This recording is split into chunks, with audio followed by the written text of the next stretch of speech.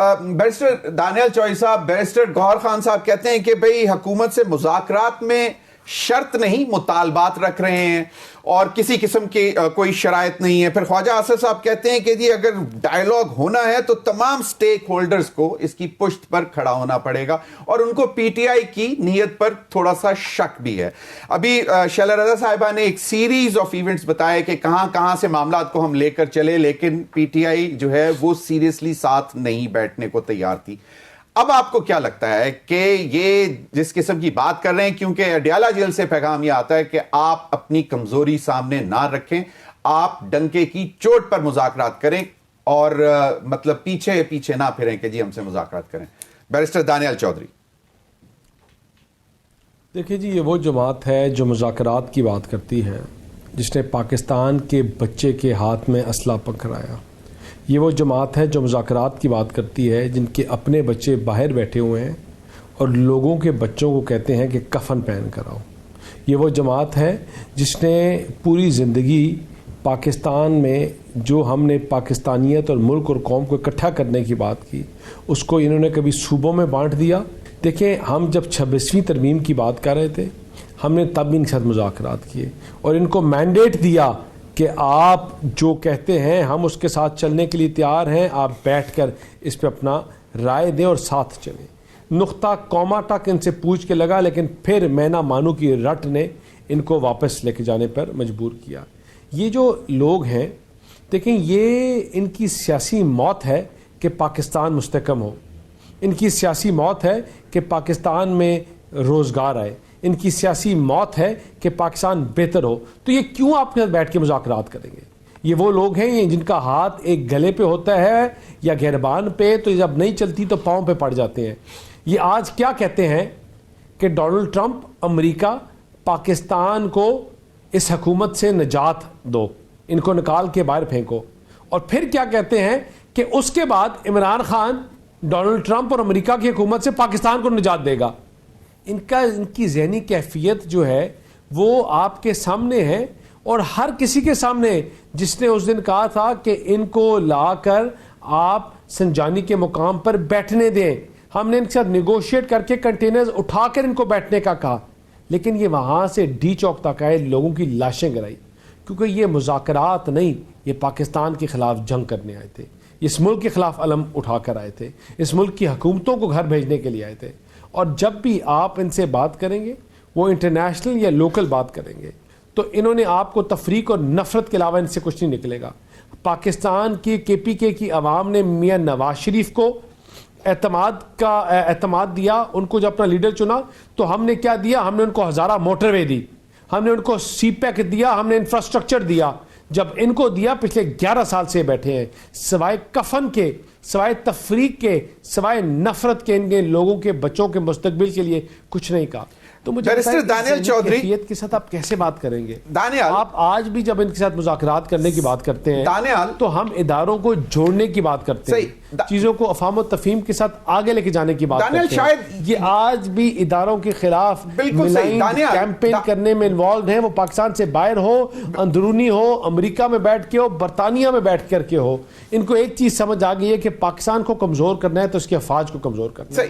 پھر بات یہ ہے کہ اگر حکومتی لوگ اپنے لہجے میں ذرا نرمی لائیں گے تو شاید یہ شک والی بات بھی ختم ہو جائے اور بسم اللہ کر کے ملاقات بھی ہو سکتی ہے، مذاکرات بھی ہو سکتے ہیں. دانیال چوئی صاحب، ایک تو خرم دستگیر صاحب نے جو باتیں کی اس کا بھی جواب دے دیں، اور دوسرا یہ سمجھتے ہیں کہ جو کچھ بھی ابھی آپ بتا رہے ہیں کہ ترقی ہو رہی ہے، یہ سب آرٹیفیشل ہے، کوئی آن گراؤنڈ فزیکلی کچھ بھی پریزنس نہیں ہے، پریزنس کسی بھی چیز کی نہیں ہے، اور مہنگائی جو ہے وہ وہیں پر ہے.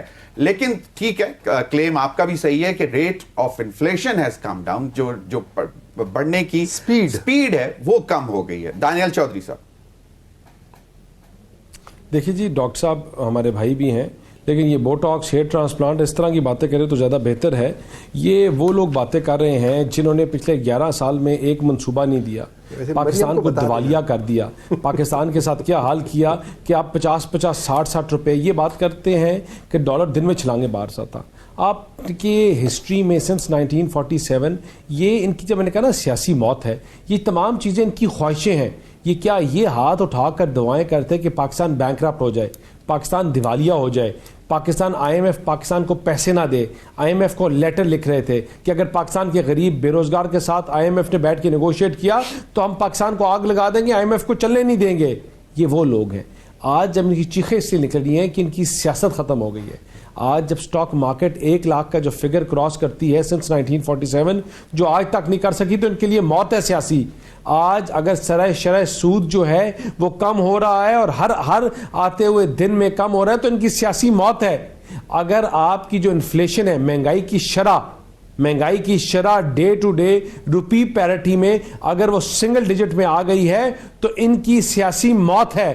اگر آج ڈالر پچھلے 1 سال سے اسی پوائنٹ پہ اوپر کھڑا ہوا ہے تو ان کی سیاسی موت ہے. جو آپ کی حرکتیں ہیں, دیکھیں یہ ایک سوچی سادی سازش کے مطابق چل رہے ہیں. آج عرب سپرنگ ہوا ہے اس ریجن میں, پاکستان واحد ملک ہے جو آج سسٹین کر رہا ہے, جو یہودی لابی کے سامنے بکا نہیں ہے, گرا نہیں ہے. وہ اس لیے اپنی افواج کی وجہ سے, وہ اس لیے اپنے نیوکلیئر سٹیٹ کی وجہ سے یہ پاکستان کو ڈی نیوکلیائز کرنا چاہتے ہیں. یہ پاکستان جو امہ مسلمہ کی آواز ہے اس کو دبانا چاہتے ہیں, یہ ختم کرنا چاہتے ہیں. وہاں زیک گولڈ سمتھ کی سپورٹ کرتے ہیں جو اسرائیل کے بچوں کے لیے بات نہیں کرتا, جو غزہ کے معصوم بچوں کے لیے بات نہیں کرتا لیکن اسرائیل کے اوپر بات کرتا ہے, یہ اس کو سپورٹ کرتے ہیں. ان کے بچے ان کے گھروں میں بڑے ہو رہے ہیں جو مسلمانوں کے, پاکستان کے ڈے ون سے خلاف ہیں, ہماری ایگزسٹنس کے خلاف ہیں, ہمارے کانسیپٹ کے خلاف ہیں. یہ ایک کانسپیریسی, میں بات نہیں کر رہا کہ یہ کانسپیریٹر ہے. سب سے خوبصورت بات یہ ہوتی ہے کانسپیریٹر کو بھی نہیں پتا ہوتا کہ کانسپیریسی کا حصہ ہے. مجھے پتا ہے ڈاکٹر اسرار نے کوئی سیاست نہیں کرنی تھی, ڈاکٹر پنڈی لاہور یا بنی گالا سے الیکشن نہیں لڑنا تھا, لیکن انہوں نے ان چیز کی پریڈکشنز تب کی, ایک سیکنڈ انہوں نے ان چیزوں کی پریڈکشنز تب کی کہ جب دنیا کو اس کانسپیریسی کا پتہ بھی نہیں تھا. یہ پاکستان کے خلاف جو آج کر رہے ہیں وہ کر کیا رہے ہیں؟ آپ کے اداروں کو تقسیم کرنا, آپ کے لوگوں کو تقسیم کرنا. لیڈر وہ ہوتا ہے کہ جو بچے کے ہاتھ میں کفن پڑنے یا بندوق نہیں پکڑاتا. بیرسٹر دانیال چودھری, خرم دستگیر صاحب نے کوسچنز اٹھا دیے ہیں آپ کی گورننس پر, یہ نہیں کرتا کہ سر پہ کفن باندھ کر آؤ. یہ کون سا لیڈر ہوا جو اپنے بچوں کو کہے کہ بیٹھ کے لندن میں بیٹھ کے آپ پارٹیاں کرو اور لوگوں کے بچوں کو کہو تم کفن آ کر اپنے ملک کے اوپر حملہ کرو, پاکستان کے جھنڈے جلاؤ, اپنے ملک کو کمزور کرنے کی بات کرو. بیرسٹر دانیال چوہدری صاحب, خرم دستگیر صاحب سوال اٹھا رہے ہیں آپ کی حکومت کی گورننس پر, اور وہ کہتے ہیں, اور پھر یہ بھی بتا دیں کہ وہ کہتے ہیں کہ مجھے تو ملنے نہیں دیا جا رہا, کوئی 1.25 سال سے اوپر ہو گیا تقریباً.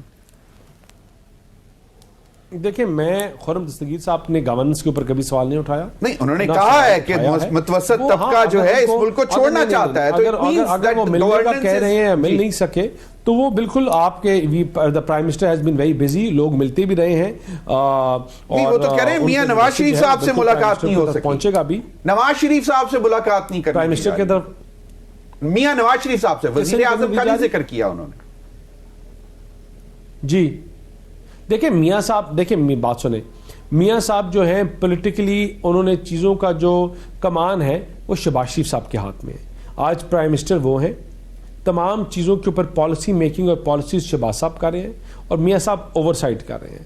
ٹھیک ہے نا, تو یہ نہیں ہو سکتا کہ دو لوگ ایک تعین کر رہے ہوں. میاں صاحب کی جو آشرواد ہے, میاں صاحب کا جو نوڈ ایٹ دا بیک ہے وہ ہے, اور شہباز صاحب از دیر the front face who's running the show, who's running the party, who's running everything. مریم صاحبہ ہیں جو جس کو گریونسز ہیں وہ مریم صاحبہ کے پاس جاتا ہے, شہباز صاحب کے پاس جاتے ہیں اور چیزیں ایڈریس ہوتی ہیں, اور that's about it. اور انشاءاللہ آگے ان کی بھی اگر کوئی خرم دستگیر صاحب کے مجھے نہیں لگتا کوئی گریونسز بھی ہے. صحیح, بالکل انہوں نے ویسے یہ نہیں کہا کہ میرے گریونسز ہیں, لیکن انہوں نے کہا کہ وہ ہر حکومت میں وفاقی وزیر رہے ہیں. جی شہباز صاحب بڑے امپورٹنس کے ساتھ حل کرتے ہیں اور دیکھتے ہیں.